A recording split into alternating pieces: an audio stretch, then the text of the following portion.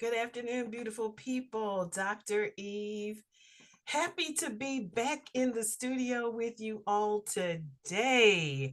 We are we're here with another episode of TOLTM Conversations. And today's topic is Rooted and Ready, building resilience from the soil up. Let's get into today's conversation. I am excited to be back before you today. But a little housekeeping before we get started today. If you are new to us, please click that subscriber button. We are talking about all things well being over here on our channel, and we are excited to always bring you rich contents that is climate ready, you know, ready for a time like this. And we are excited to be solution focused, right? And so we don't bring problems without potential solutions, right? Because here we do social work, right? That work that helps us to get to the resolve, right? So, welcome again. I am Dr. Eve, your community health and human service educator, researcher, and all things well being. And we are talking today about things that are in the news, right? And how do we address the things that are affecting our home economy, right? So, what's in the news about the U.S. agricultural trade policies? Let's talk about it. Oh, but before we do that, if you are on this live and would like have a question and you would like it answered and you are with me today, please leave your comment right down there in the chat box and we will try and address your questions at the end of the podcast. How about that? So, what's in the news about U.S. agricultural policies, trade policies? Well, recent developments in U.S. agricultural trade policies have introduced significant changes. We've seen that, particularly with the implementation of new tariffs and the initiation of trade promotion programs. And the implementation of these new tariffs on April 2nd, 2025, our president announced a comprehensive tariff strategy, including a universal 10% tariff on all imports with higher rates for specific countries based on perceived unfair trade practices. Notably, imports from China now face an additional 34% tariff, bringing the total to 54%. In retaliation, China imposed a 34% tariff on all U.S. goods effective April 10th, 2025. This escalation is expected to impact U.S. agricultural exports significantly, as China has historically been a major market for products like soybeans, sorghum, corn, beef, and chicken. Check with your farm bureau. Make sure you're in the know about what these suppliers actually supply to us and how you can mitigate the circumstances that we are going to mitigate the effects of these circumstances. How will this impact?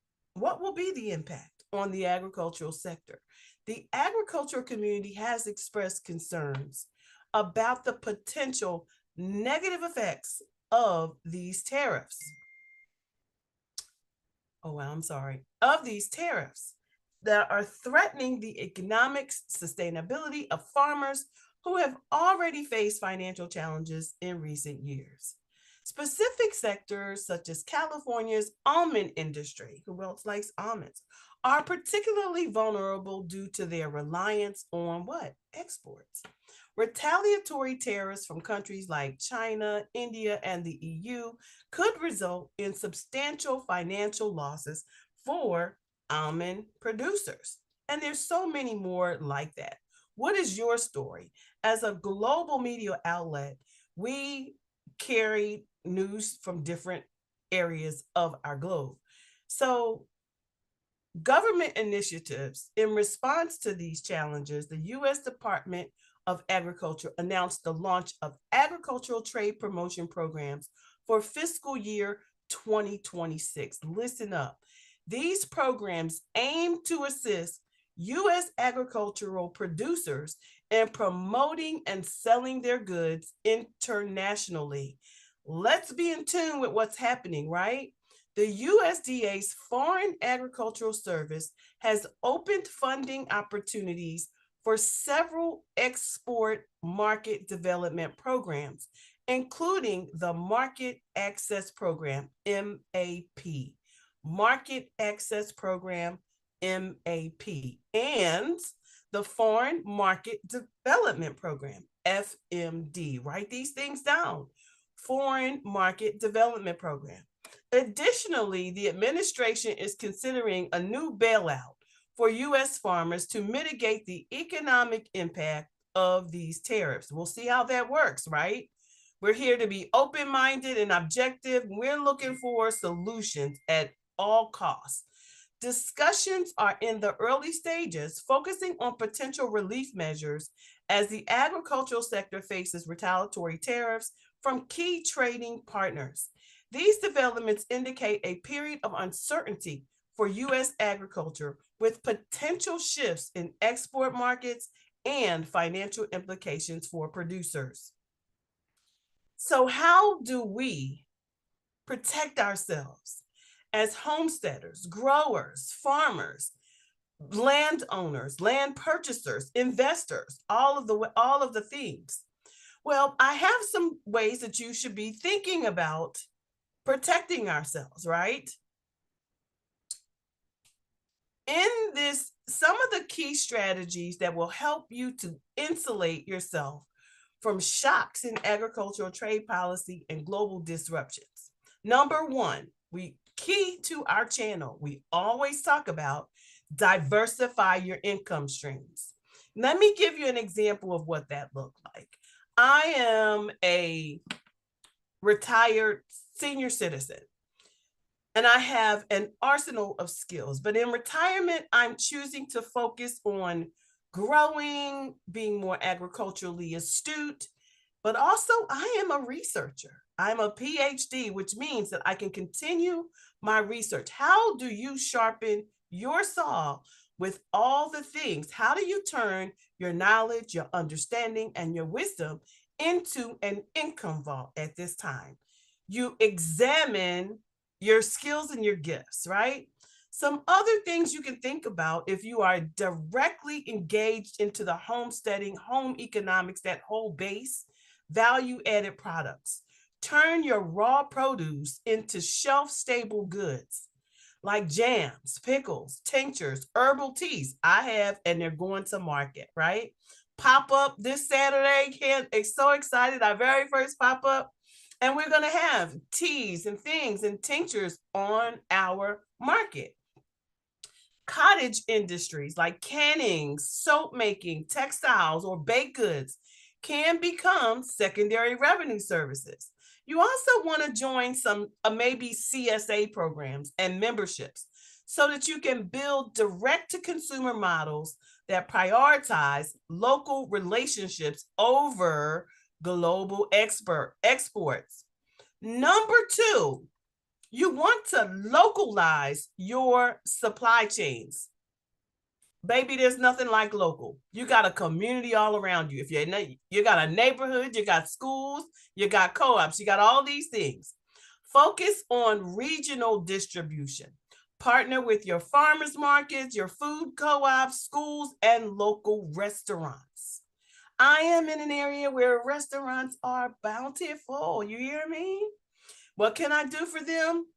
Well, have a conversation. They may have a need for something specific that they cannot get their hands on, but you as a grower can grow for them. Create or join producer cooperatives. This strengthens purchasing power and marketing efforts.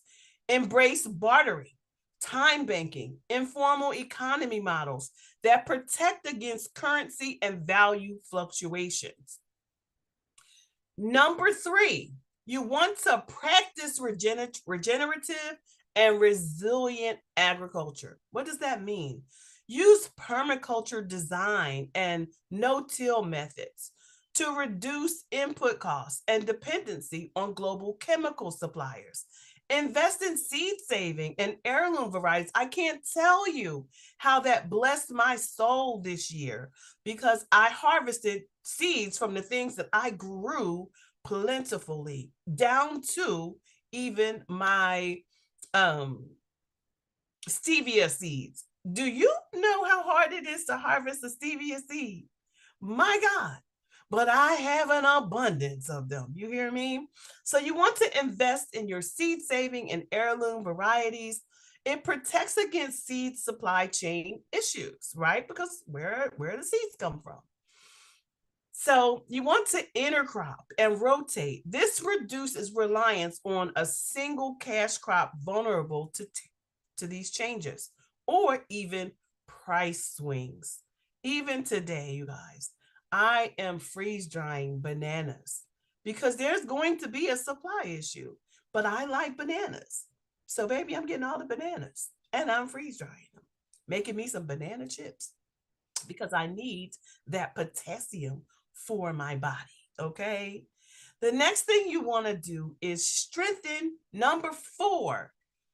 Strengthen infrastructure and storage. You want to build or share cold storage, design a root cellar, and solar dehydrators to extend your harvest use because you never know when the power grid will go down, right? So you want to be ahead of the game, making sure that you have the proper infrastructure, that you really thought through the process.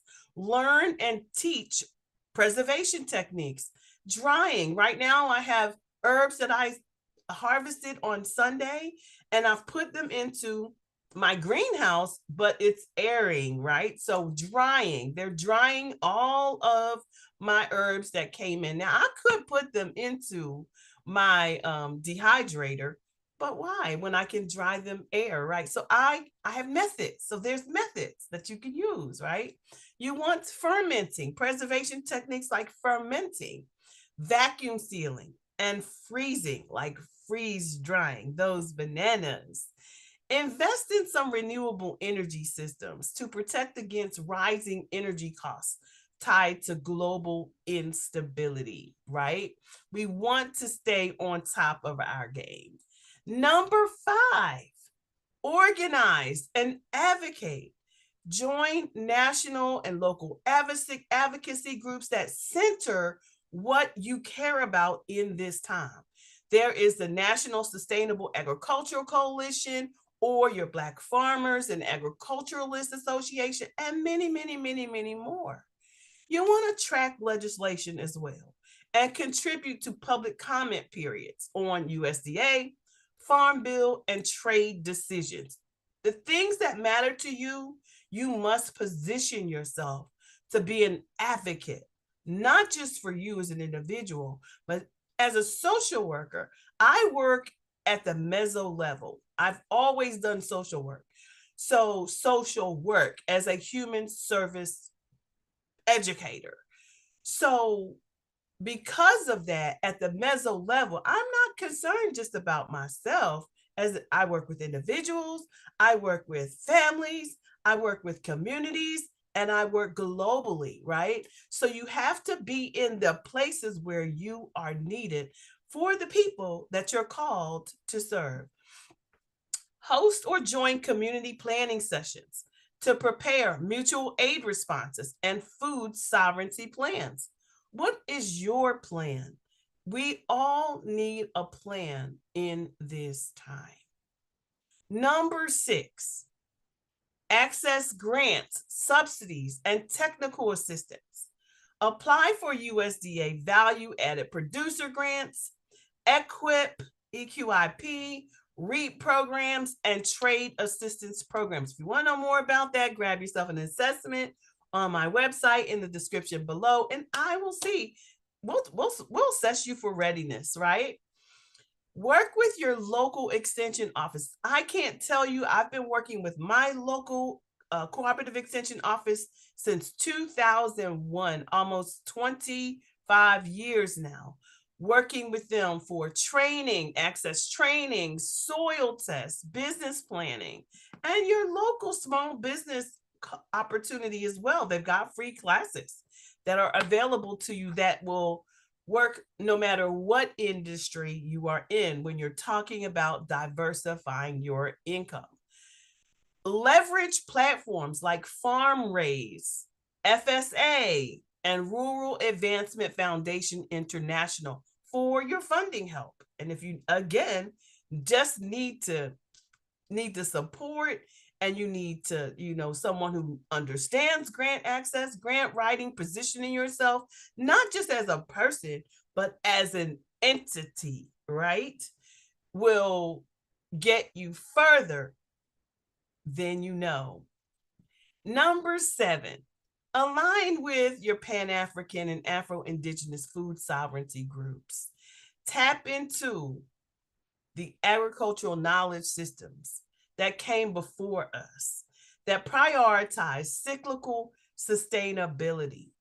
Network across global Black and Indigenous farmer alliances to build a wider resilience infrastructure. Most importantly, carry out, y'all, the principles of unity, self-determination, cooperative economics, creativity, all the things, purpose, faith. We have a resilience blueprint. And in that resilience blueprint for homesteaders under any brand, we tailor it with worksheets, toolkits, and Afrocentric framing. Something that you could use as a homesteader's resilience blueprint guide. In that guide, we provide for you a message from us to help you nurture and develop a community strategy. Also, to help you understand the framework and the principles upon which we build community through unity, self-determination, collective work and responsibility, cooperative economics, purpose, creativity, and faith. It also provides for you a self-assessment, to understand what kind of grower are you. It's got 7 pillars of protection, a practical toolkit with the pillars including strategies, action checklists, resource links, case study, all the things. These pillars are income stream diversification, localized trade and market access, regenerative farming practices, all the things, crisis ready planning, monthly growers calendar, and finally, we are calling you to embody land-based leadership and encouraging you to take root, to take rest, and to rise above the noise for you and your family to be rooted and ready, building resilience from the soil up. This is Dr. Eve. I am so excited that you are here. And we want you to subscribe to the work that we're doing as we continue to build our home economies just the way God intended it to be. I am super excited, and that's what we have for today. I am hoping that this information serves you and serves you well. Please go back, make sure you subscribe, invite your friends, share the video, and let's get down to it. Now, once this video comes back up, we're going to put the PDF for this guide in the description box below, and you can access this document to help you begin to be solution focused to mitigate the circumstances of agricultural trade policies that are hitting our land. So I'm excited again to be back before you, rooted and ready and building. And yeah, so if you have questions, to all of my replay viewers, if you are here, make sure that if you have a question, drop it in the comment section so that we can begin to, maybe you have some tips and tools. Maybe you have some things that I haven't thought about here. I'm all about community. So let's just make sure that we're doing everything we can to make sure that we are redefining what well being looks like for us. Until next time, my friends, this is Dr. Eve signing off, and so excited. Whatever you do, let me just share this, folks. Whatever you do, have the most amazing day. And whatever you do, don't let anyone get in the way on your journey to becoming who God has called you to become. And until next time, I'll see you on